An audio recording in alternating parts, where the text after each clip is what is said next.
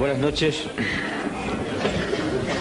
Hubo un hombre llamado Galileo Galilei, dedicado al estudio, a horas encerrado, viendo astros, sacando las conclusiones de su observación, que descubrió que la Tierra no estaba en el centro del universo, que se movía, y por tanto era el Sol el que ocupaba el centro y en torno al cual los planetas y entre ellos la Tierra giraban. Aquel descubrimiento se enfrentó a la verdad institucionalizada. El Vaticano, la Iglesia, las creencias populares del momento y la insistencia en el mantenimiento de lo que él había descubierto le costó ir a juicio. Y frente al acusado, ¿cómo podía él pensar que se había equivocado Aristóteles?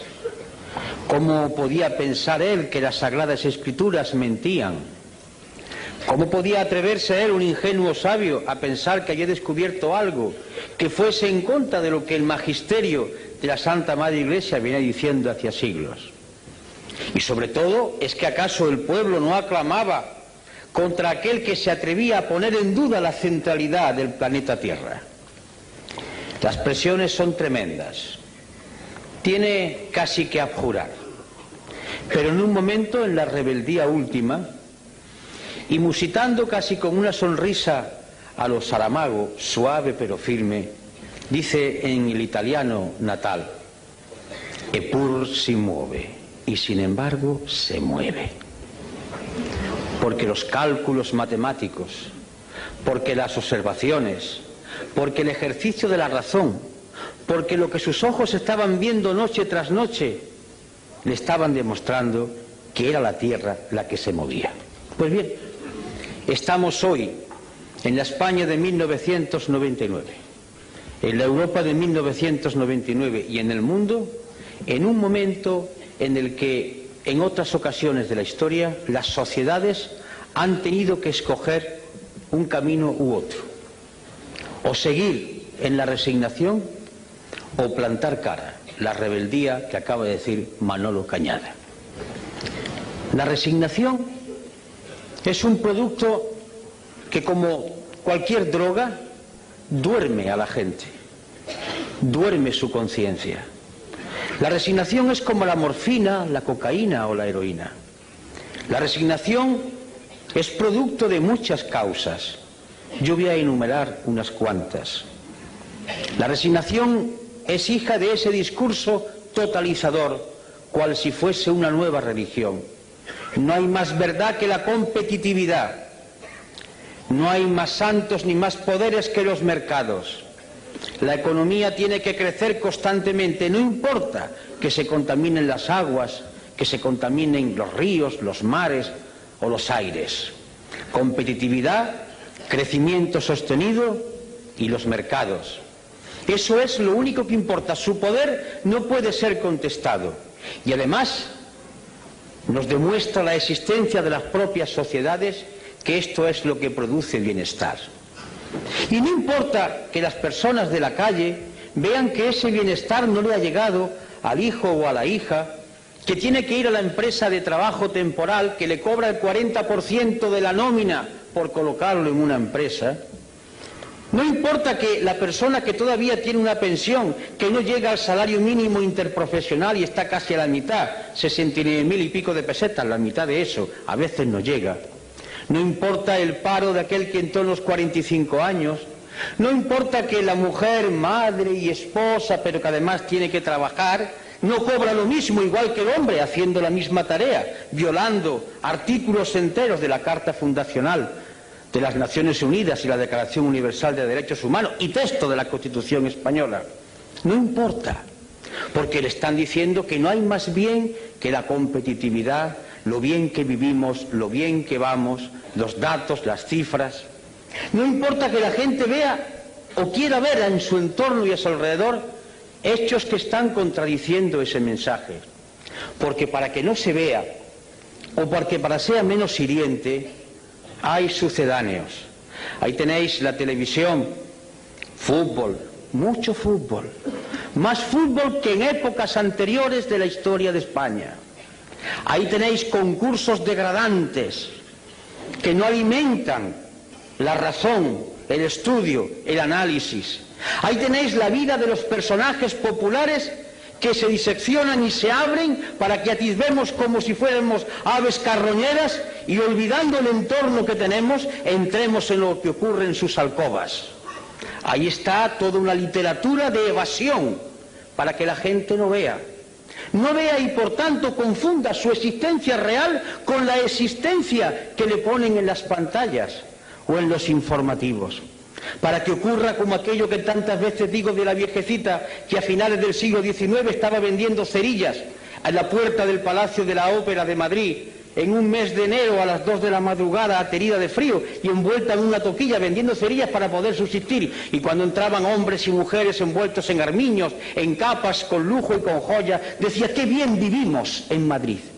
Un caso de alienación, un caso de suplantación, un caso de drogadicción. La imagen, lo bien que vivimos, las historias de alcoba, las revistas del corazón, las frivolidades que hacen olvidar lo que ocurre diariamente, o si se ve, se eleva a otra categoría, como si no fuese lo real. Resignación, además, porque el discurso oficial, que baja desde muchos sitios, baja desde los poderes públicos, baja desde las sentencias de los tribunales, desde las cátedras, desde las clases de EGB, donde el maestro escuela va inyectando ya unas determinadas ideas, baja desde la televisión y de los medios de comunicación el discurso de que no hay otra salida, esto es lo único posible, y si no, fijaros, estamos mal, pero peor estaban en el muro de Berlín. Y cuando ya se acude a hablar del muro de Berlín es porque no se tienen razones y hay que decir: mira qué mal fueron aquellos, porque es la única justificación. Resignación, porque los pueblos, cuando tienen problemas, no son rebeldes. El que tiene que comer todos los días no puede permitirse el lujo de perder por un acto de rebeldía el puesto de trabajo.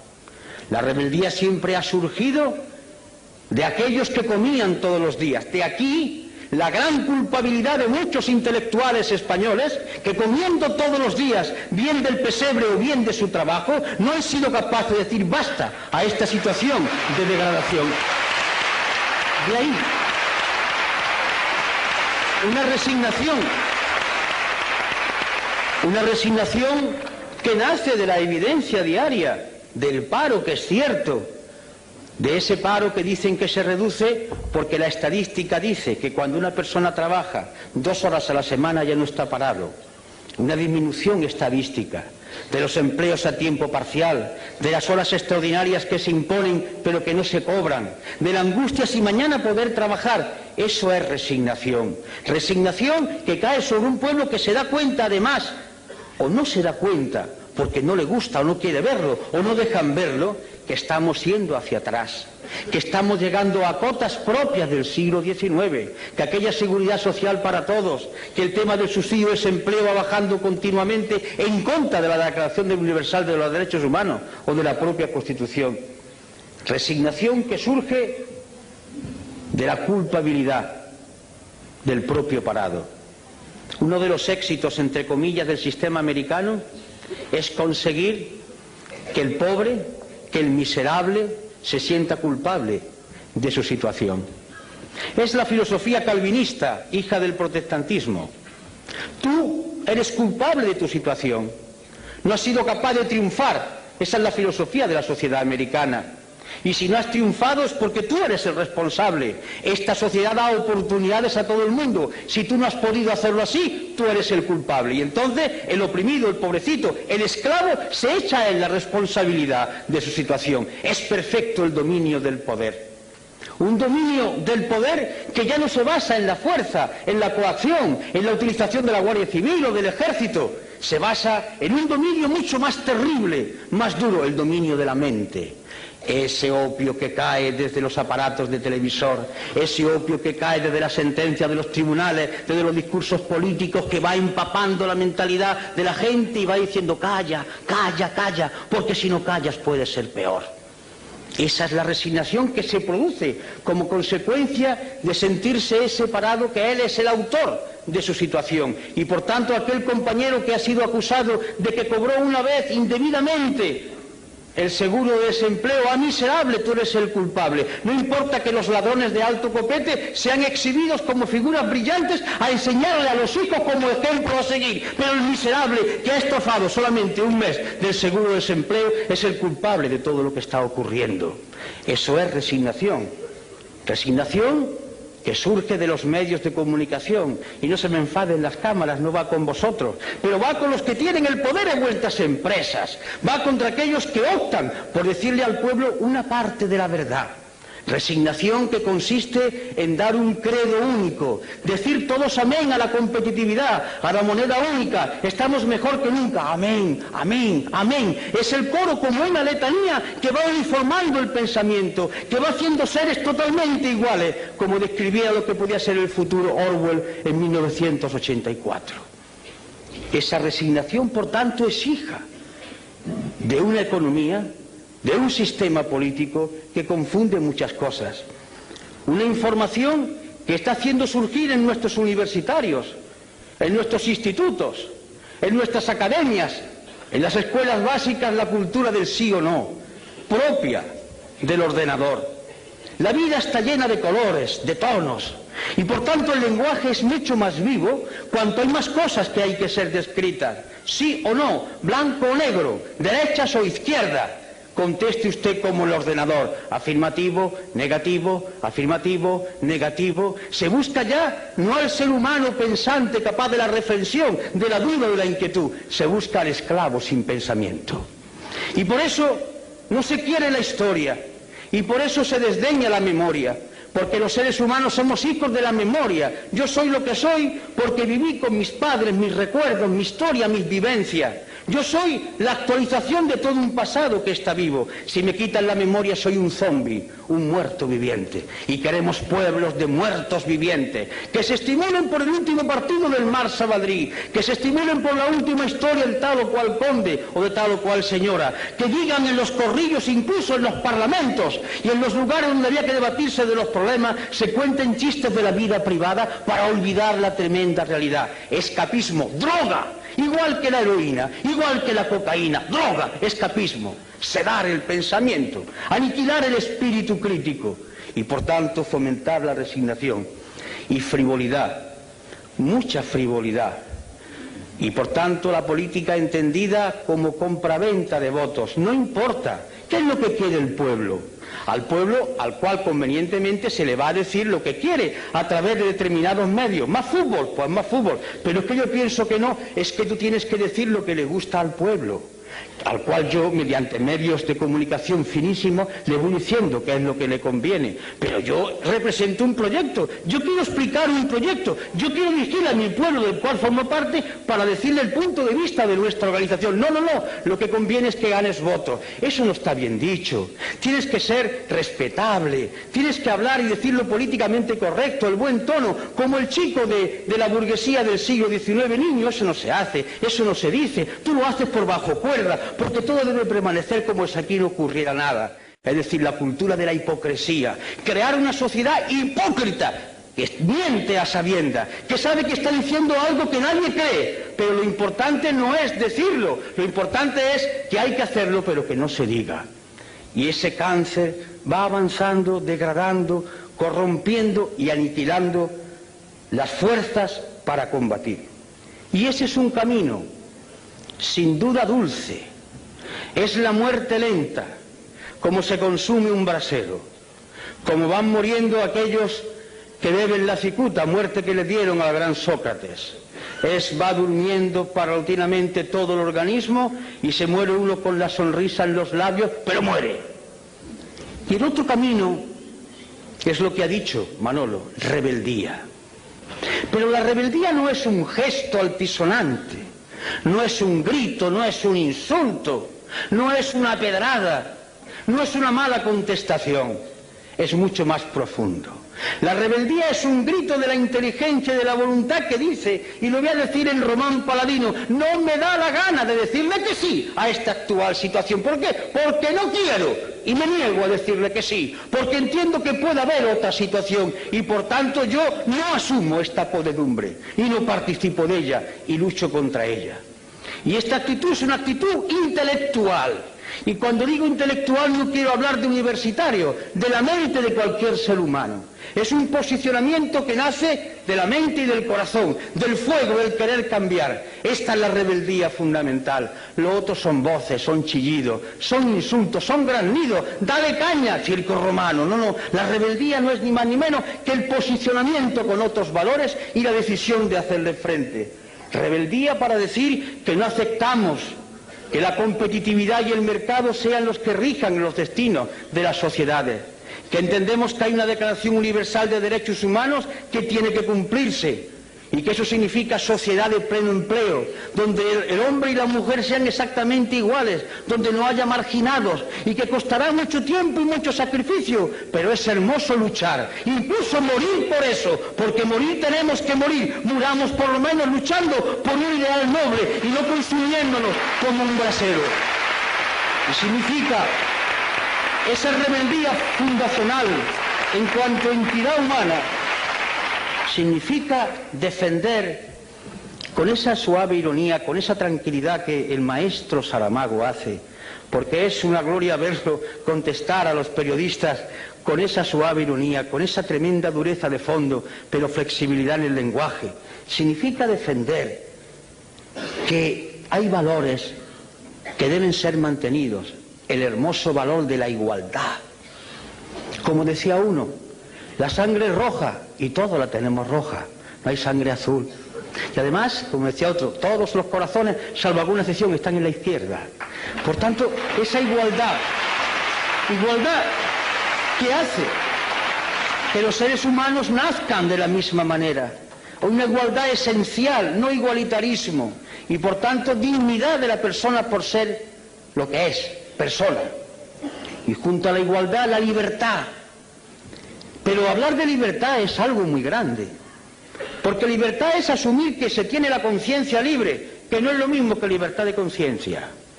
La conciencia libre significa que yo puedo decidir si yo tengo todos los elementos para formular mi decisión. Estoy bien informado, estoy bien formado, me alimento todos los días, tengo un techo donde guarecerme, tengo una ropa que ponerme y una vez que tengo mis necesidades más elementales satisfechas, yo puedo empezar a pensar para ser un hombre libre. Porque si yo tengo que buscar el trabajo trampeando como sea, poniéndome en la cola del paro, vendiéndome por 4 perras porque tengo que comer los míos y yo no soy un hombre libre, aunque mañana me permitan que vaya a votar en las urnas. Yo voy movido por mi hambre, por mi necesidad de tener que venderme en cada momento para el trabajo. Y junto a la libertad, en sentido espléndido de la palabra, la justicia. Y no hablo de tribunales de justicia, hablo de eso tan sencillo de dar a cada uno lo suyo, que impere el derecho, que no haya distinciones, que todo el mundo sea medido por igual rasero, por el rasero de la ley. La justicia que consiste además en que se conforma una sociedad. La ley es la que puede hacer posible que conviva la gente en sociedad, mientras que la ley sea justa y se aplique con justicia a todos igual. Solidaridad.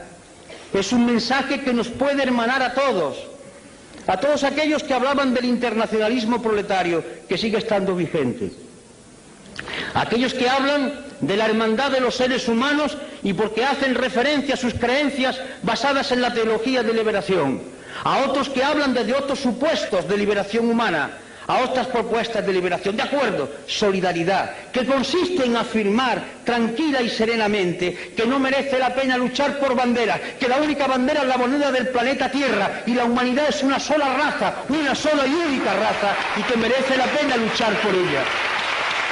Y esto es muy importante, informado, no porque se le den muchas noticias, hay diferencia entre la noticia y la información. La noticia es una mercancía que se da para que se consuma, la información es un dato que se da para que la gente piense y a partir de ahí extraiga sus consecuencias. Y desde la izquierda, hablar de austeridad. A mí particularmente me gusta esta palabra. La austeridad, hablar de austeridad fue la palabra que vertebró un discurso de Enrico Berlinguer. aquel secretario general del Partido Comunista Italiano que murió en la tribuna, hablando precisamente de austeridad. La austeridad en el sentido romano, mediterráneo. Austeridad no es miseria. Austeridad significa vivir dignamente, normalmente, no malgastar los recursos naturales, poseer uno cosas, sino que las cosas lo posean a uno, no ir constantemente atentando con la naturaleza en un consumismo feroz. Austeridad significa tiempo libre para discutir y dialogar con los demás, para jugar, para hacer posible el amor entre seres que se conocen, para convivir en la calle, en la plaza, en el ágora griega. Austeridad que significa que la mejor manera de vivir es tener relaciones con otro en el plano de igualdad, sintiéndose hombres y mujeres libres en una sociedad democrática. Austeridad que hace que nos miran a todos como seres humanos y no por nuestra capacidad de consumo. Yo me niego como ser humano que digan que soy un español que consume tantas salchichas o tantos coches al año. Eso no es la austeridad, eso es medir al ser humano por otro talante. Austeridad, que significa, con otra palabra, sobriedad, hablar de cosas concretas, hablar de cosas que son importantes, incluso cuando se utiliza el lenguaje para crear belleza, para hacer pensar, como nuestro premio Nobel, se utiliza el lenguaje desde la sobriedad, porque las palabras, cayendo en cascada, uniéndose, recreándose constantemente, hacen pensar, hacen concebir nuevas ideas, humanizan. Esa es la austeridad y esa es la sobriedad. Y a partir de ahí es cuando comienza el discurso y la propuesta, la sociedad de pleno empleo, el desarrollo sostenible, el reparto del trabajo, es decir, el discurso rojo, verde, violeta, el discurso de la paz. Paz.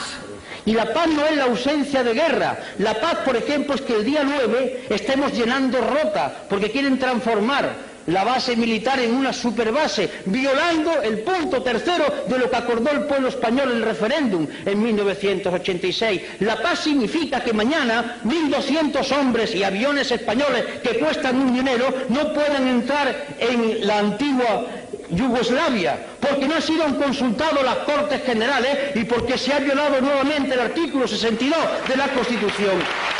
Significa, por tanto, hablar de paz, paz como justicia, como entendimiento entre seres iguales que son capaces de razonar. Y bien, los mecanismos son los de siempre. La movilización. ¿Qué es movilizar? Desde la izquierda, siempre movilizar no ha sido solo llenar las calles de gente, que también. Movilizar ha sido concienciar. Nosotros existimos, los que queremos pensar por nuestra cuenta, para perturbar a los demás. Si hay aquí algún creyente, me dirijo a él o a ella, para recordarle la frase que hoy explicaba yo en la universidad cuando una persona, un compañero que era representante, parece, de la teología de la liberación, me preguntaba, y le recordaba yo un pasaje del Evangelio, de mi época pasada, soy conocedor. Decía, mirad, una de las cosas que figura en el Evangelio es cuando le preguntan a Jesús de Galilea, ¿tú que has venido aquí a traer la paz? Dice, yo no, he venido a traer la guerra. ¿Y qué quería decir? He venido a concienciar, a perturbar. Nosotros no queremos gente tranquila, drogada, queremos gente que inquieta. Venimos a perturbar, a agitar cerebro, a mover conciencia. Existimos en la medida que movilicemos el pensamiento. Como decía en aquella iglesia que en el barrio Naranjo de Córdoba, levántate y piensa en lo más revolucionario que he visto en mi vida, porque la rebeldía empieza aquí, en la cabeza que dice, no sirvo, no me da la gana, no quiero asumir estos valores. Movilización que significa, por tanto, ese esfuerzo por pensar y por hacer pensar. Los grandes revolucionarios de la historia, la característica fundamental fue que hicieron pensar. La revolución la hicieron las gentes, las masas, los colectivos, pero el valor de ellos es el pensamiento que pusieron en marcha, es el concepto de la movilización en torno a lo concreto y con las alianzas de todo el pueblo. Por eso hacemos llamamientos, queremos unidad, pero no para repartirse sillones, para hacer programas de transformación. ¿Qué hacemos en el pueblo? ¿Qué hacemos en la comunidad autónoma? ¿Qué hacemos en España? ¿Qué hacemos en Europa? Alianzas. Alianzas entre gentes que coinciden básicamente, parece ser, por lo menos teóricamente, en que quiere cambiar el mundo. Pongámonos de acuerdo que podemos cambiar ahora, pero cambiar un sillón por otro, eso ya no es correcto, eso lo hacen los otros, desde tiempo inmemorial. Y por último, la cultura. La palabra cultura viene de cultivo, cultivarse, hacerse ser humano cada día más. La cultura no es saber muchas cosas, la cultura es captar todo aquello que la humanidad ha ido produciendo y que nos mueve desde el arte al estremecimiento por degustar la belleza, a entender cómo la humanidad ha ido superando determinados problemas. Un hombre culto no es un hombre que esté rodeado de libros, que también puede ser. Un hombre culto es un hombre que mira al mundo con mirada independiente y libre. Un hombre culto puede ser un campesino de nuestras tierras. Cuando revina, palabra que utilizan en mi tierra, está pensando, pero sabe calcular las cosas, piensa como quiere, es un hombre que tiene un tipo de cultura. Y ese hombre que a lo mejor no sabe leer, le puede dar la mano a otro culto de la universidad, que sabe más cosas, pero está en la onda de la cultura, porque ambos confluyen desde su sentido de hombres libres con capacidad para pensar. Y en fin, en el acto de hoy, donde ahora va a tomar la palabra el maestro Saramago, y dicho con todo cariño, en el sentido de ejercicio de sencillez y de hondura, la voz de Izquierda Unida esta noche no ha hablado de programas, ni Manolo ni yo. Hemos hablado, y os lo confieso, de lo que nos mueve a nosotros, a él, a mí, a José y a los demás compañeros y compañeras. No sé lo que ocurrirá en los próximos meses o en los próximos años, pero la decisión de mantener este discurso es firme por nuestra parte. La vamos a seguir manteniendo, no lo pensamos cambiar.